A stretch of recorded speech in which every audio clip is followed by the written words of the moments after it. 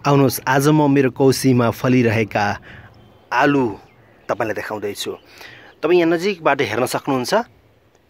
यो आलुको फूल यो स्ट्यान्डको दक्षिणतिर अथवा पूर्वतिर भनौं, पूर्व दक्षिणतिर चाहिँ आलुहरू एउटा यो सिमेन्टको ब्यागमा मैले रोपेको थिएँ करिबन 2 महिना अगाडि।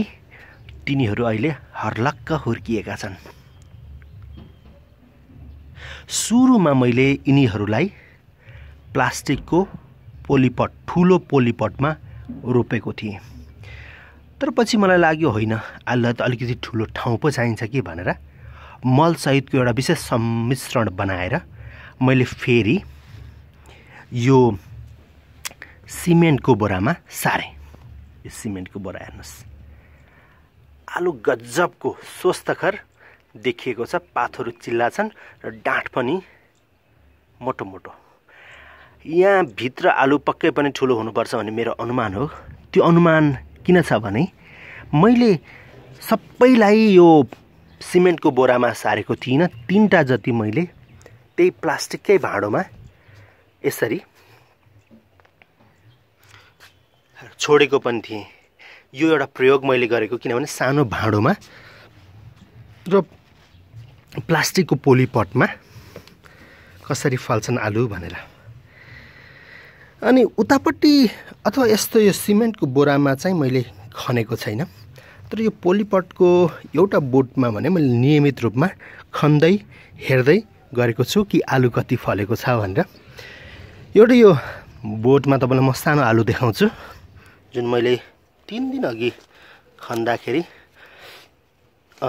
यो हेर्नुस्, यो 3 दिन अघि खन्दाखेरि यो यत्रो थियो। कुरो के भयो भन्दाखेरि यसको जुन जरा हुन्छ त्यो जरा चाहिँ बोर्डसँग टुटेको छ। अब यसको वृद्धि चाहिँ नै रोकियो। मेरो अनुमानमा यस्तै आलु तल प्रशस्तै हुनुपर्छ। यसको फोकस म अलिकति मिलाउँछु। तर यहाँनिर कौसीमा चाहिँ 2टा रमाइला सिकाइहरू भएका छन्। एउटा हावाले गर्दाखेरि आलुलाई असर गरेको छ। यो मेरो कौसीमा चाहिँ दक्षिणतिरबाट ज्यादा हावा चल्छ। त्यसले गर्दाखेरि यो दक्षिणतिर फर्किएका यस्ता आलुको बोटहरू उतातिर हावाले असर कम पार्ने अथवा हावा ज्यादा प्रत्यक्ष रूपमा नलाग्ने ठाउँको आलुको तुलनामा यिनका पातहरू चाहिँ पहेँला छन्। तपाईले यहाँ भिडियोमा देख्न नसक्नुहोला, तर पातहरू पहेँला छन्। अब मैले के अनुमान गरिराखेको छु त, पहेँला पात भएका यी आलुमा त त्यस्तो दाना लागेको छ भने स्वस्थ बलिया र मोटा डाँठ भएका आलुमा राम्रै दाना लाग्नुपर्छ। त्यस्ता सिमेन्टको ब्यागमा हुर्किएका आलुमा कस्तो दाना लाग्यो म अर्को भिडियोमा तपाईलाई सेयर गरौँला। एउटा हावाले असर गर्यो, तर पनि यिनीहरूले आलुको दाना बनाइराखेका छन्। अर्को यिनीहरूको जुन भाँडो छ त्यो सानो छ। सानो भएपछि पनि अलिकति अप्ठ्यारो हुँदो रहेछ। जस्तो यतै दक्षिणतिरै फर्किएको यो आलु चाहिँ यतापट्टि, यो आलु